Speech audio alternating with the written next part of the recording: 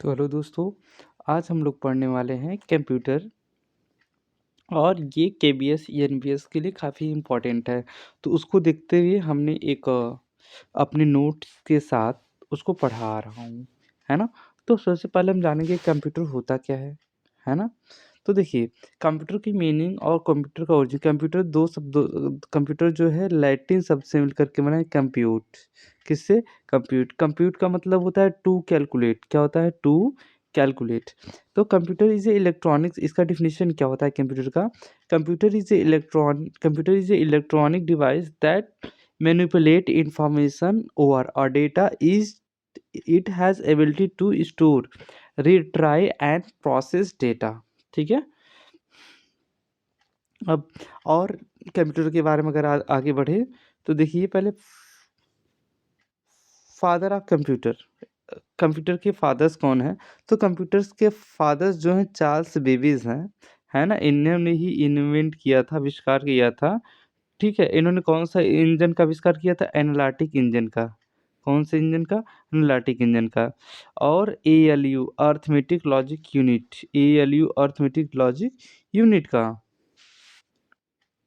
उसके बाद थोड़ा और आगे बढ़ें तो जो आ जाता है note father of modern computer. ठीक है? अगर कोई पूछे फादर ऑफ मॉडर्न कंप्यूटर का आविष्कार किसने किया था तो एलन ट्यूरिंग। कौन कौन किया था? एलन ट्यूरिंग ने किया था। ठीक है? उसके बाद एलन ट्यूरिंग एक ऐसी मशीन्स बनाई जिन्होंने एल्गोरिथम और कंप्यूटेशन पे वर्क करता था। ठीक है? और उसके बाद थोड़ा और इस विस्तृत बताएँ तो पहला समान प्रयोजन प्रायोगिक electronic computer electronic numerical integrated ENIC था जिसे 1945 में जे प्रेस्पर एकर्ट और जॉन बी मैचली द्वारा बनाया गया था। ठीक है? और basic computer function of system क्या-क्या बेसिक कंप्यूटर फंक्शन होते हैं? There are 4 basic function of a computer. 4 basic function होते हैं कंप्यूटर में। पहला जो क्या होता है? It has the ability to store, retrieve and process data. ठीक है? इसमें क्या होता है कि डेटा को स्टोर करने से पुनर्प्राप्त और प्रोसेस करने की क्या होती है? क्षमता होती है। ठीक है? और इनपुट। अब इनपुट क्या होता है? चलो देखो इनपुट। इनपुट यह कंप्यूटर को निर्देशित या सूचित करने का एक तरीका है। इनपुट का मतलब क्या होता है? यह कंप्यूटर को निर्देशित करता है या कंप्यूटर को सूचना पहुंचाता है। ठीक है? उसके बाद आता है वर्ड प्रोसेसिंग। क्या आता है? प्रोसेसिंग। प्रोसेसिंग क्या होता है? The computer has a processing area that can do work the CPU और central processing unit can be design or instruct perform any number of different task. अलग अलग जो टास्क करता है। ठीक है? तो और क्या था? कंप्यूटर में एक प्रोसेसिंग क्षेत्र होता है जो कार्य कर सकता है जैसे सीपीयू। सीपीयू क्या है? प्रोसेसिंग क्षेत्र होता है जो उसको क्या करता है? काम करता है और उसको डिज़ाइन देता है। ठीक है? उसके बाद आता है आउटपुट। आउटपुट क्या है? ठीक है? आउटपुट तो there is a way the computer can export result. Computer क्या करता है? रिजल्ट को एक्सपोर्ट करता है। हम अब बेसिक टर्म में समझेंगे क्या होता है। जैसे हम मान लीजिए कोई इनपुट फंक्शन कंप्यूटर को दिए, ठीक है? तो क्या करेगा? बीच में प्रोसेस करेगा, फिर हमें क्या देगा? आउटपुट देगा। अब हम कुछ जानेंगे कि कौन आउटपुट होता है, कौन इनपुट होता है। ठीक है? देखो keyboard, mouse, microphone, scanner, camera, sensor ये क्या है? ये इनपुट डिवाइस है। आउटपुट हमें क्या देता है? Monitor, printer, scanner, headphone, screen projector, plotter ये सभी क्या हैं? आउटपुट डिवाइस हैं। और डाटा स्टोरेज करने के लिए रैम होता है, रोम होता है। डाटा स्टोरेज किसमें होता है? एसडीडी होता है, एसएसडी होता है, मेमोरी कार्ड होता है, पेन ड्राइव होता है, ऑप्टिकल डिस्क। ये सभी में क्या होता है? डेटा को स्टोर किया जाता है। ठीक है? और ये सभी क्या हैं? आउटपुट डिवाइसेस हैं और ये वाली क्या हैं? इनपुट डिवाइसेस हैं। तो इनपुट और आउटपुट। आउटपुट का मतलब जो हमें कुछ देता है बाय यूजिंग आउटपुट डिवाइस। ठीक है? जो हमें कुछ बाहरी देता है उसे हम लोग क्या बोलते हैं? आउटपुट डिवाइस बोलते हैं। चलो अब उसके बाद आता है मेमोरी। स्टोरेज, ठीक है। तो मेमोरी स्टोरेज दो तरीके से होता है। पहला जो होता है रैंडम एक्सेस मेमोरी, डेटा संसाधित करते समय कंप्यूटर के स्वयं उपयोग के लिए जानकारी बनाए रख सकती है रैम से, और रोम से एक एक्सेस करती है, और एक रीड ऑनली मेमोरी कंप्यूटर बंद होने पर भी आवश्यक संदर्भ जानकारी रख सकती है, लेकिन रैम जो है अपना वो खो देता है। अब कंप्यूटर डिवाइस के बारे में, पहला होता है इनपुट डिवाइस, फिर आउटपुट डिवाइस, फिर स्टोरेज डिवाइस, प्रोसेसिंग डिवाइस, ठीक है। अब इनपुट डिवाइस में कौन कौन आता है? कीबोर्ड आता है, माउस आता है, माइक्रोफोन आता है, टच स्क्रीन आता है, लाइट पेन आता है, वेब कैमरा आता है। आउटपुट डिवाइस में क्या आता है? आउटपुट डिवाइस में मॉनिटर आता है, पॉइंटर आता है, प्रिंटर आता है, प्रोजेक्टर आता है, स्पीकर आता है, हेडफोन आता है, साउंड कार्ड आता है, ठीक है। अब स्टोरेज डिवाइस में क्या क्या आता है?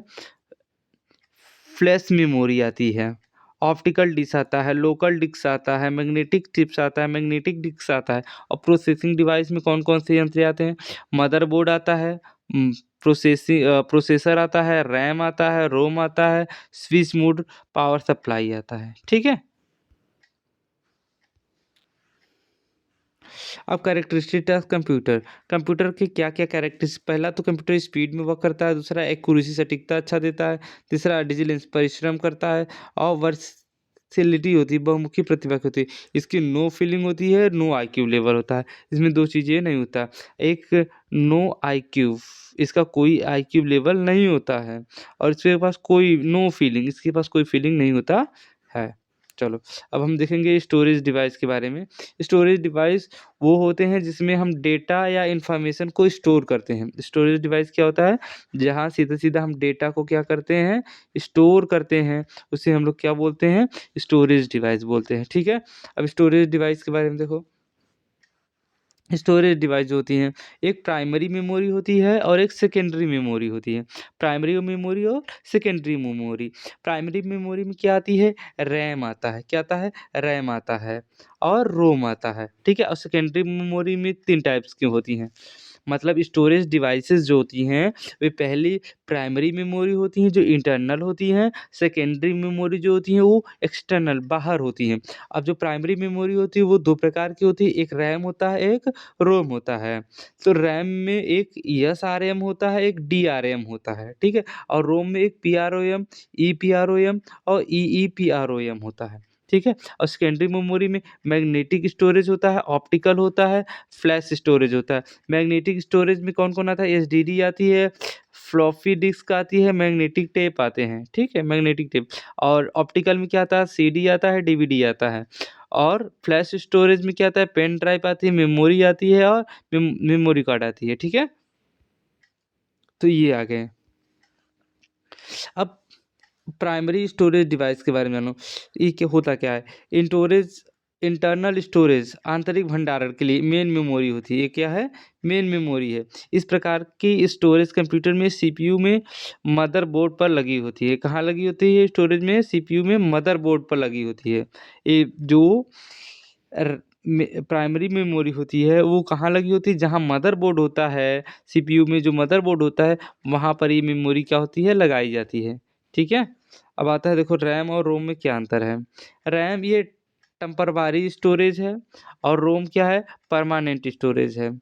और स्टोर इन डेटा एमबी में, स्टोर इन डेटा जीबी में। रैम क्या होता है? एमबी में स्टोर करता है, और रोम क्या होता है? जीबी में स्टोर करता है। ये क्या होती है? लास्ट व्हेन कंप्यूटर ऑफ, ये अपने एसेस को खो देती है, ठीक है?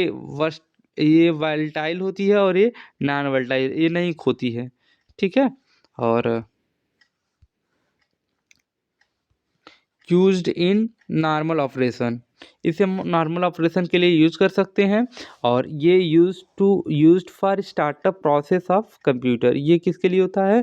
कंप्यूटर को प्रोसेस करने के लिए होता है, ठीक है? उसके बाद सेकेंडरी डिवाइस स्टोरेज क्या आता है? सेकेंडरी डिवाइस स्टोरेज, ये होता क्या है सेकेंडरी डिवाइस स्टोरेज? इस टाइप के स्टोरेज डिवाइस में हम हमारे डेटा या इंफॉर्मेशन को परमानेंट स्टोर करने के लिए रख सकते हैं। इसको हम क्या कर सकते हैं, परमानेंट स्टोर करने के लिए हम सेकेंडरी जो स्टोरेज डिवाइस होती हैं उसको हम, जैसे मान लो हमारा एक फ़ोटो है ना? मान लो ये हमारा क्या है, ये फ़ोटो है, ठीक है? अब हम अपने फ़ोटो को हमेशा के लिए कहाँ रखेंगे? रैम में रखेंगे। कहाँ रखेंगे? रैम में। ये मैं हूँ, ठीक है? चलो।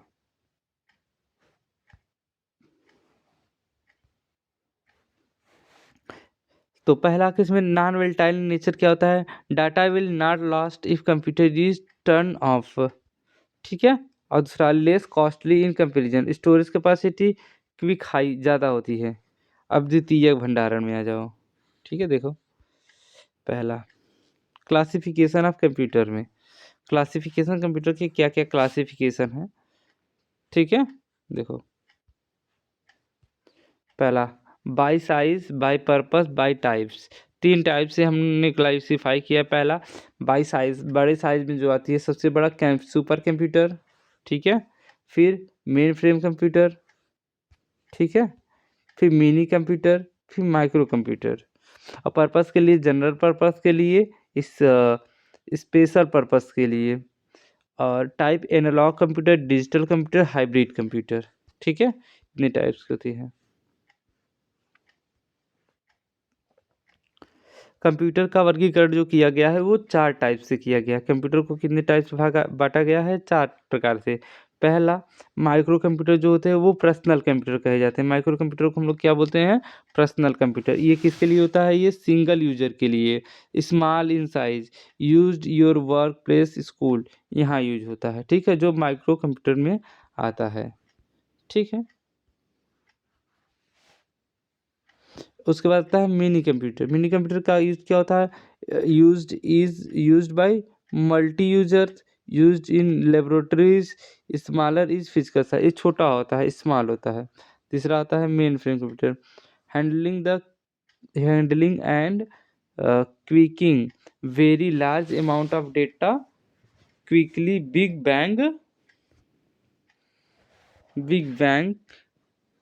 आयरन कंप्यूटर, ठीक है? Backbone entire the business word, ये किस में होता है? बिजनेस वर्ड में यूज होता है। अब आता है सुपर कंप्यूटर।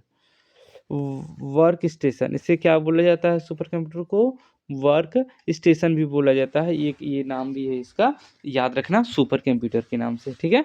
उसके बाद आता है use performing complex scientific and numerical computations such as the weather, processing, fluid dynamics, nuclear simulation, ये सभी के लिए, ठीक है? उसके बाद हाई लेवल ऑफ परफॉर्मेंस, ये परफॉर्मेंस में क्या होता है?